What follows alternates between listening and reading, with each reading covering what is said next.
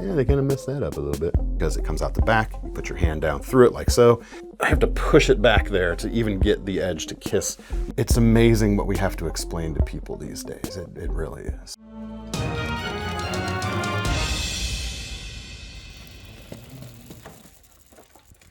Hey everyone, David C. Anderson here, coming at you from the KnifeCenter.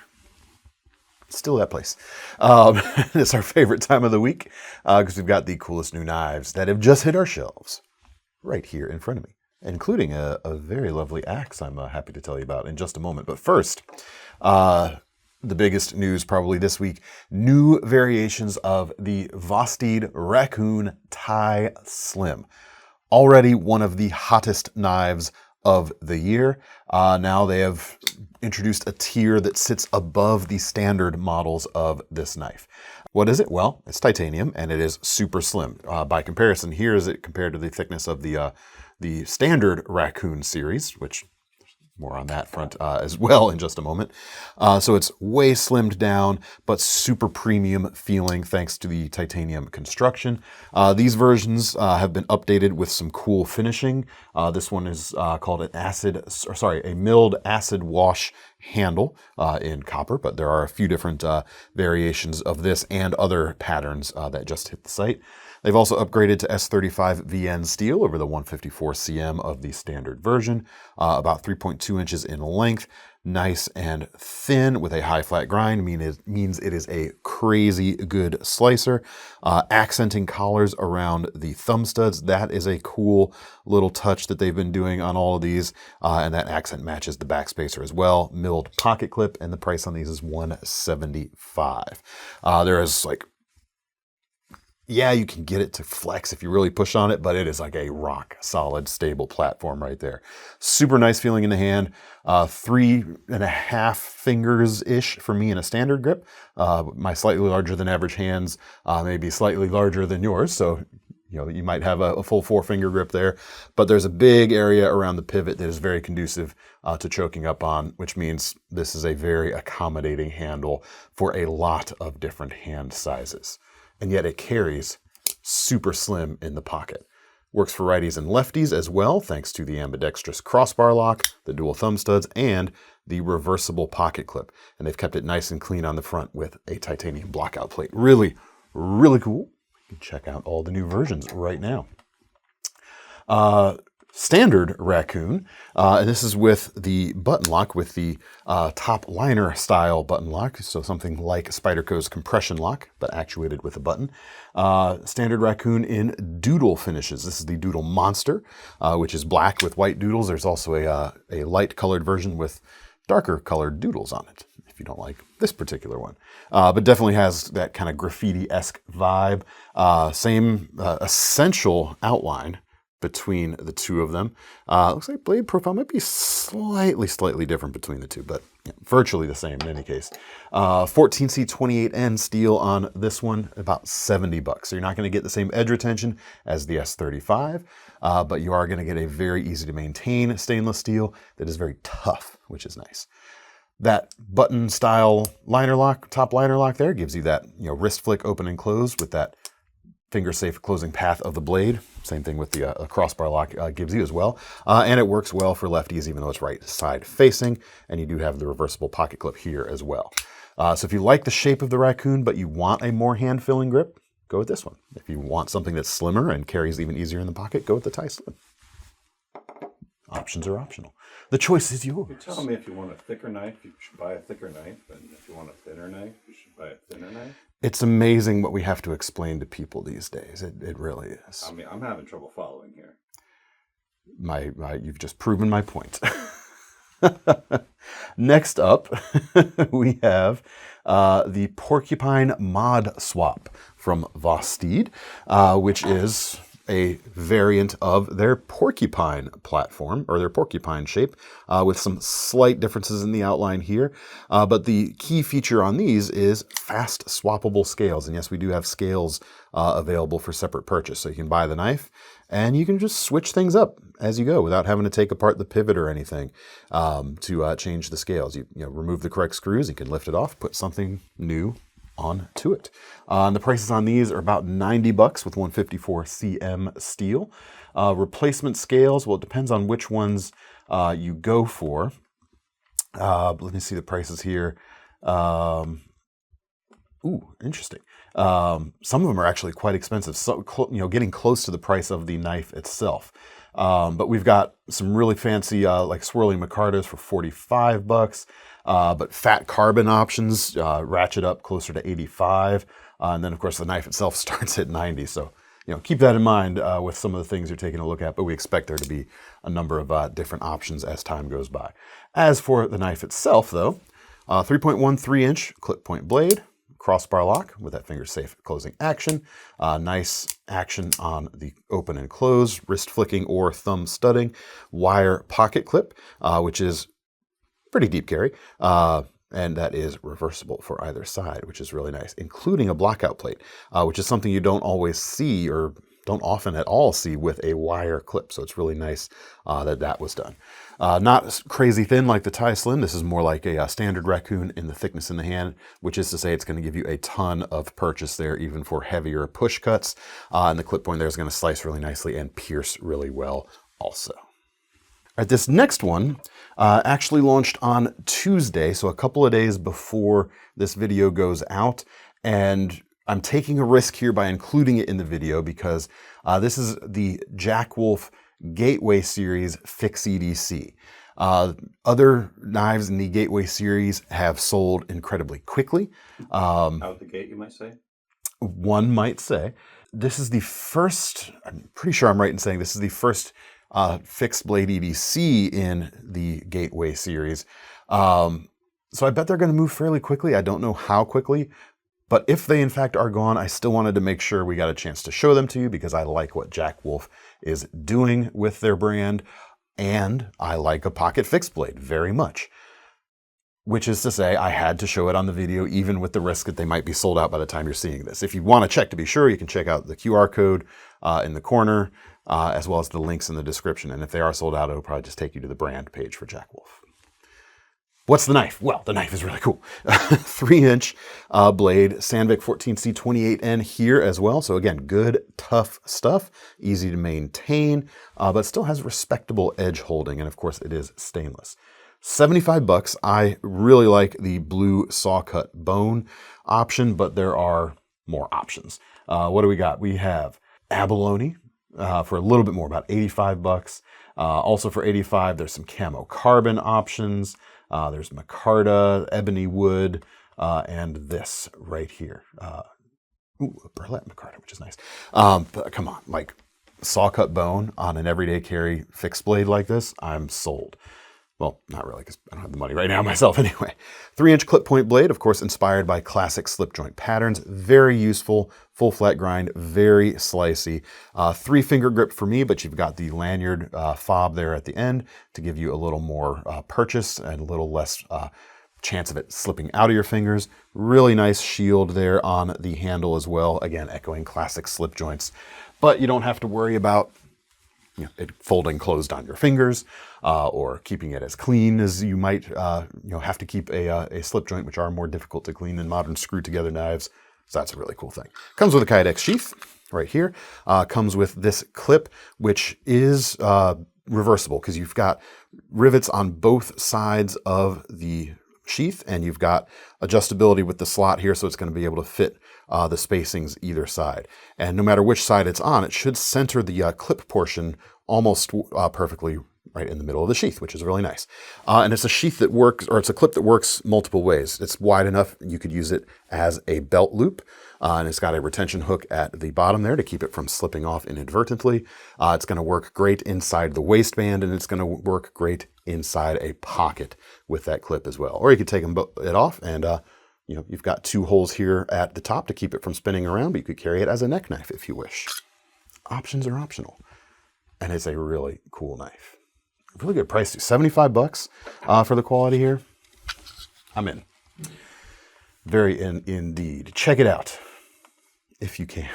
Sorry, man. Next up, this is a Browning knife. It is made in Japan, which is not where most of Browning's stuff is made. Most Browning products you'll find sit on the lower end spectrum of things, very entry level stuff.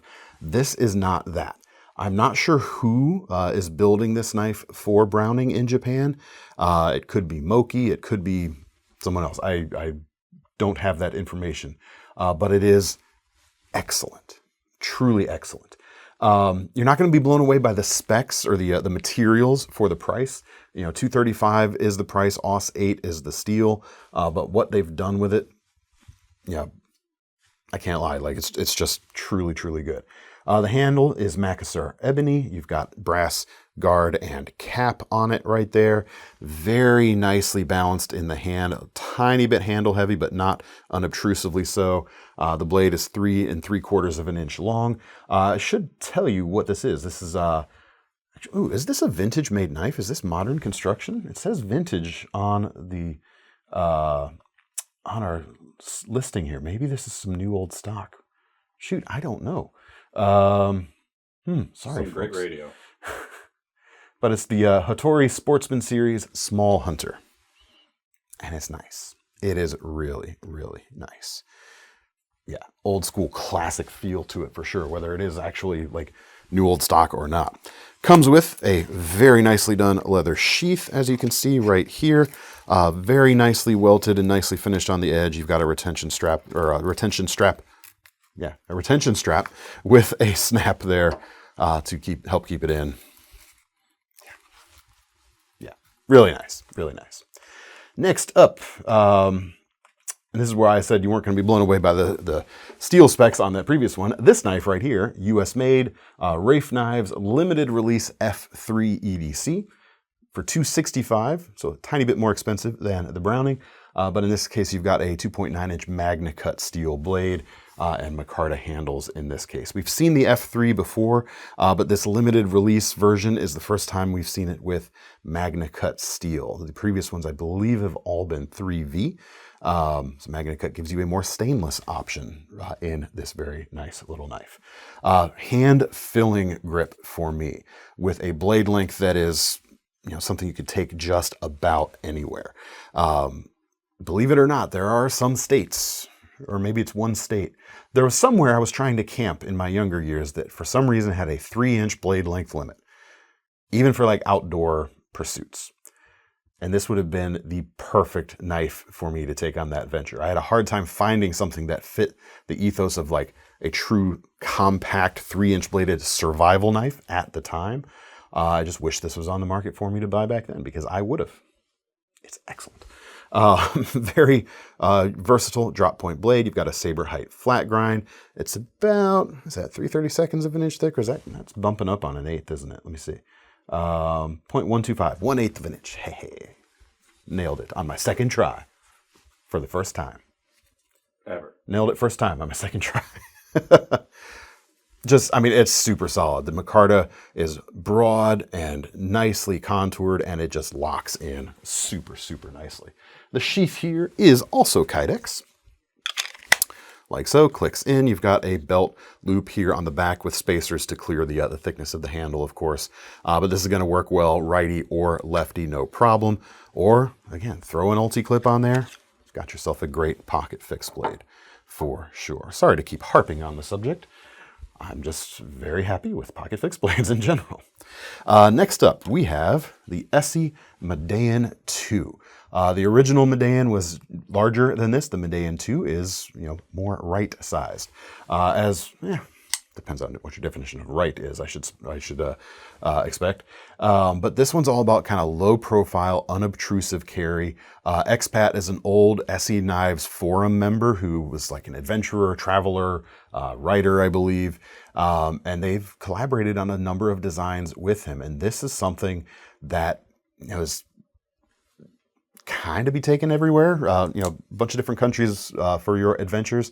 Of course, you are responsible for knowing the laws where you are traveling when it comes to knives, but very nice and unobtrusive, yet very effective here. $70, you got a 2 3/4 inch almost said M390, S35 VN blade, thin with a full flat grind, versatile drop point. I mean, that is just a great utilitarian but yet adaptable blade no matter what you're going to be doing. micarta handles, large deep carry pocket clip, which is reversible, and the feeling in the hand, it's a 3-finger grip, but it feels pretty nice. If I need to choke up for a bit of that gorilla grip action, encroaching the edge, the heel of the blade just a little bit, your mileage may vary depending on your hand size, of course. Action is good on the crossbar lock. So is the thumb stud action. Yeah, ooh. My favorite little details here. You got a little bit of swell to the micarta right here. It's not just a flat slab throughout. It's actually sort of contoured like a good fixed blade handle ought to be. So that is a cool thing, in my opinion, as well. Good value here, too, with the particle steel at that $70 price. It's pretty cool. Next up, Nessmuk, my old friend. This is the Condor Nessmuk Heritage Axe. Longtime viewers of this channel, of course, know that I am a big fan, in addition to fan of pocket fixed blades. I love the Nessmuk blade shape when it comes to fixed blades, and that fixed blade was one of the Nessmuk trio of tools that the writer, George Washington Sears, aka Nessmuk, was a proponent of in his book. His Nessmuk style blade, a 2-bladed moose pattern slip joint, and a double bit axe like this. And looking at the edge profiles, it appears that they've done this correctly.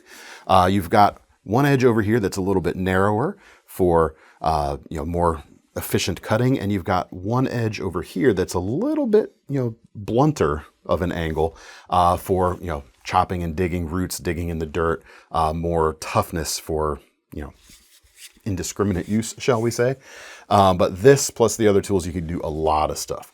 The shape of this is very closely modeled on Nessmuk's original drawings, which means you can get right up here behind the head of the knife, and you may think with a double bit axe like this, that'd be a little pokey back here. So if you want to do that bushcrafty stuff right here, you got to watch that edge. I can't reach. I have to push it back there to even get the edge to kiss my hand or the back of my arm right there. Professional driver on a closed course. It is a really thoughtfully designed shape to the head to allow that usage with a double bit head. It's very cool. $102 for this. I couldn't make it $99.95. Man, come on. Hey, at least it's not 103. That's what it is. This is probably an oversized item, so I don't know if shipping is free. Normally our free shipping kicks in at 99 bucks, but yeah, this might be an oversized item, so that may not apply. Anyway, it's really cool. And it's still in the world of like Nessmuk inspired double bit axes, it actually is quite affordable. I've got like a custom 2 Hawks version that was 3 times this 10 years ago when I bought it. Or when I traded to it. I didn't actually buy it, but that's what they were valued at when I got it. Anyway, comes with a leather scabbard here with belt carry loop on it as well. I love that there is now, yet again, because there were in the past, a more affordable Nessmuk style double bit hatchet on the market. Really, really cool. Next up, how about something choppy but more tactical? The Sapper from RMJ. $550 for this, and you've got a nearly 11-inch blade, and the thickness, that's got to be more than a 1/4 inch, eh? Well, our spec is wrong. It says 0.1875, and this is definitely more than that. It's at least a 1/4 inch, if not a skosh more. Anyway, steel is 80 CRV2, an Austrian-made high-carbon steel, popular with blacksmiths because it's easy to work and it is incredibly tough, which is a good thing on a big chopper like this. Obviously, you've got a little bit of kukri inspiration in the blade, even though it's not a traditional kukri per se. But choke back, give it a little bit of a snap cut, and you're going to have a huge amount of chopping power right here in that sweet spot. That's going to be really, really nice. You've also got a forward lanyard here, lanyard hole, I should say, which is my favorite in terms of safety because it comes out the back. You put your hand down through it like so, and if you lose your grip on the knife while you're chopping, it just kind of stays put, which is a really, really nice thing. Can you choke up and do small stuff? Yeah, I dare say you could. The balance actually sits about right there. So that's not too bad for, choke up right there, get onto what you're cutting, and the balance point will be on, what you're doing that small cutting on. So that's easy enough to manage for such a large blade if you're doing that small stuff, which would be what I would be doing with a tactical blade like this, is taking it out and using it like a woods tool because I'm a hooligan and that's what I would do. It comes with a Kydex sheath. You've got a pull the dot equipped strap to give you some extra peace of mind there. And it comes with two similar straps to this for belt attachments, each with their own pull the dot snap on it. So you can rig it up how you like. Or I bet you a tech lock fits that. Let's check. There's me tech lock right there. Yep, tech lock will fit there quite nicely if you want to rig it up with one of those. Next up, we have the Boker All Black, the All Black Pro, I should say, and the All Black Pro 42.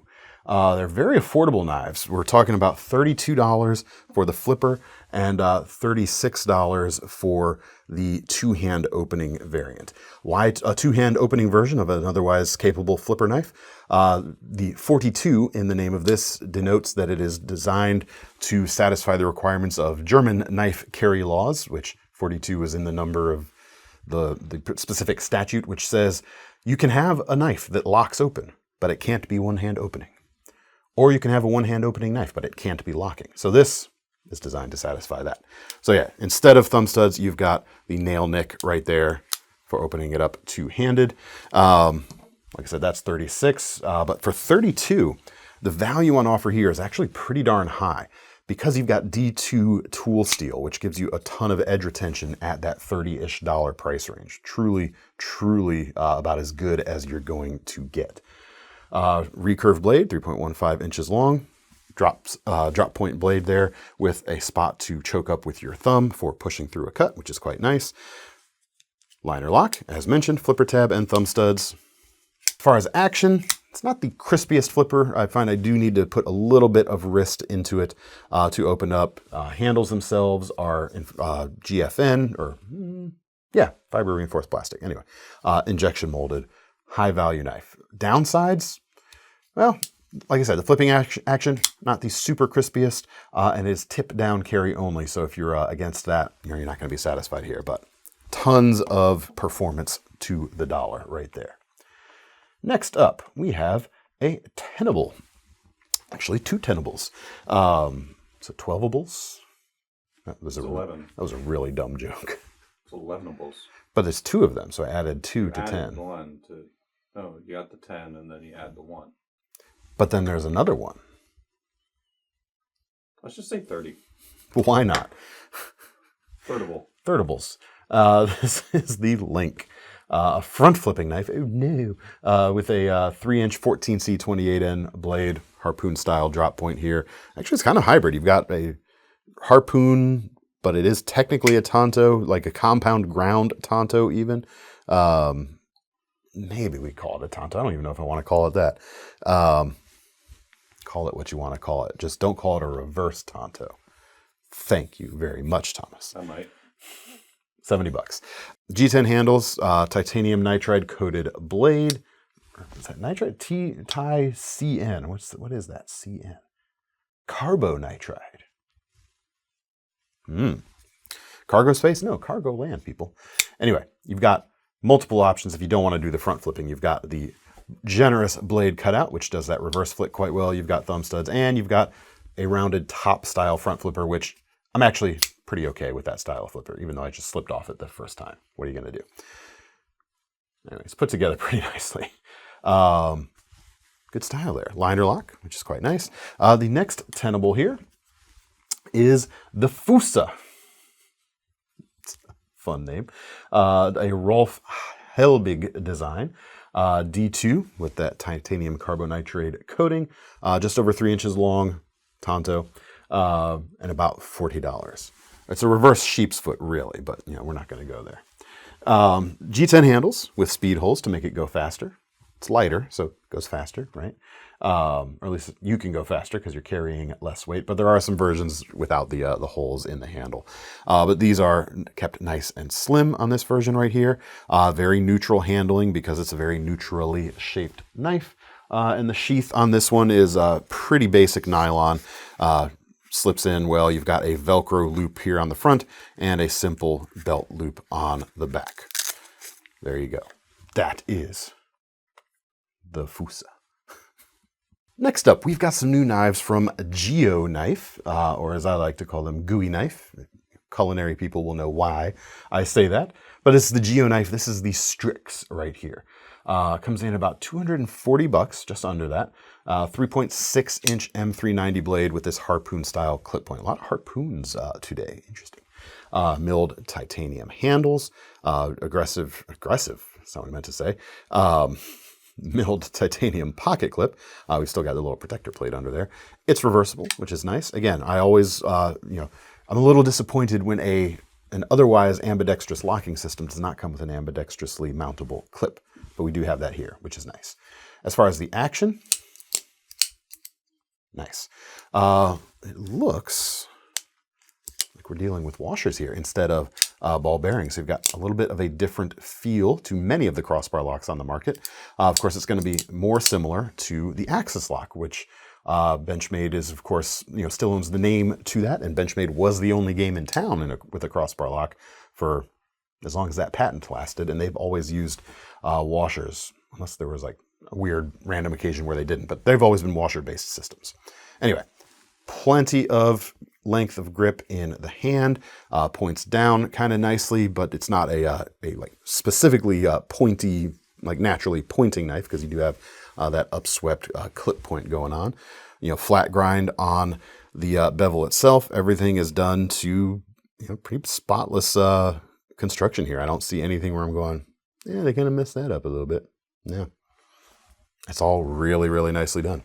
Which is good because it's the most expensive Geo knife I've held up to this point. Next up, we have the Belluf from Geo Knife. More affordable, $87 and some change, but you do get M390 steel at that price. So you've got a premium blade material right there. 2.4-inch blade, stubby drop point, G10 handles with a deep carry pocket clip, and yes, it is reversible, which is quite nice. There is the closed profile. You know what this kind of reminds me of a little bit is like the Boker rock stub, which was really, really popular and very affordable. This is still relatively affordable. It's not rock stub affordable, but that giant upgrade in blade steel over most of the rock stub versions out there is going to be a pretty nice thing. 2.4 inches, you can take that just about anywhere. You could even slip this into that fifth pocket in your pair of blue jeans for a lot of people, or women's pockets if your clothing has a pocket.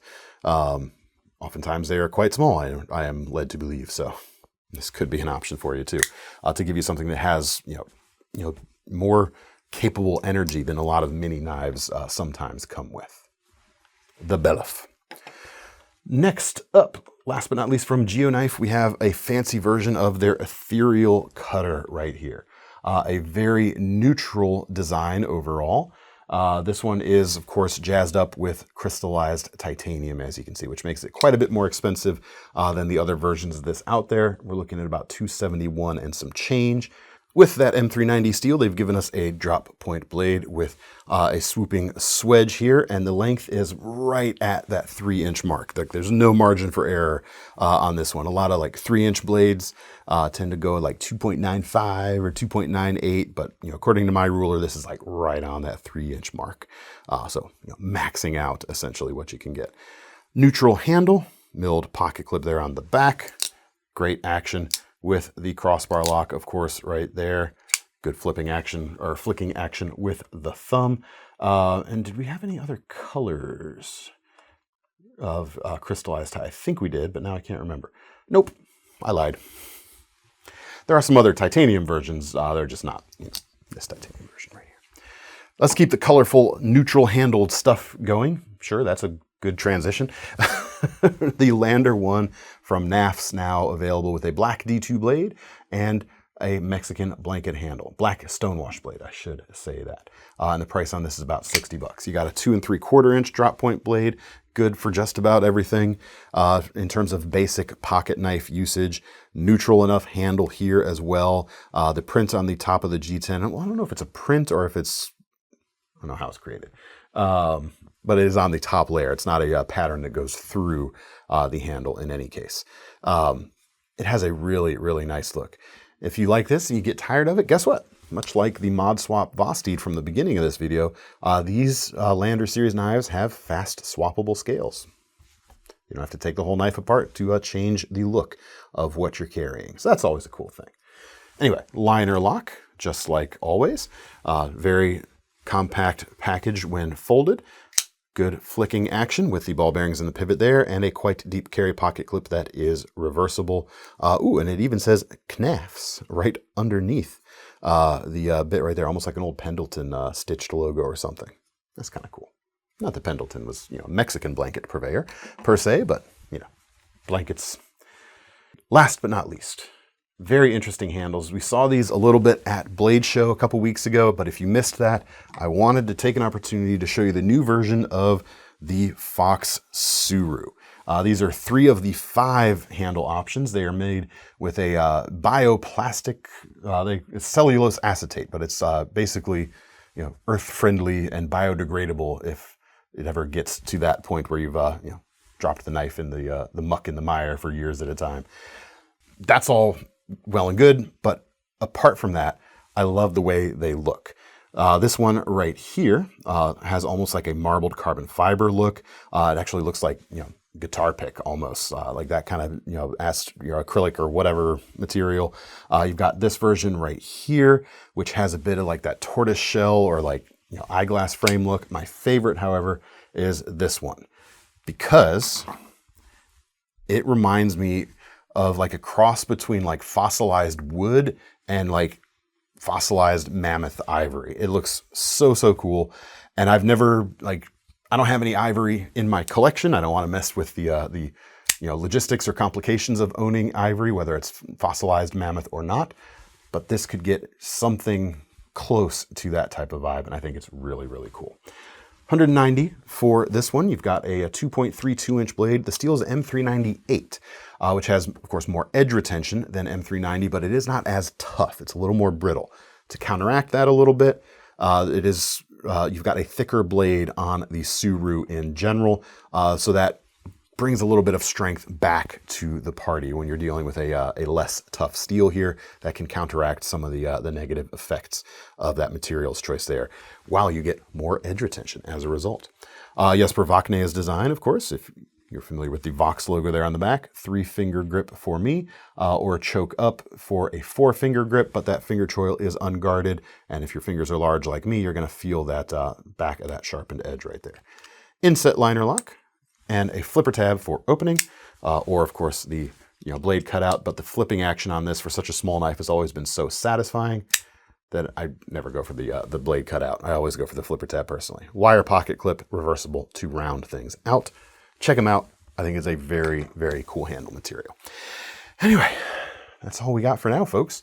Let me know what you thought of the knives down in the comments. And if you want to get your hands on any of them for yourself, the links in the description or the QR codes on the screen are going to be your best bet to get you over to KnifeCenter.com. While you're there, don't forget about our long-running Knife Rewards program to get some free money on a future purchase or new options at checkout, including Sezzle if you want to break things into smaller payments. I'm David C. Henderson from the Knife Center. It's Thomas behind the camera, and we are signing off. See you next time.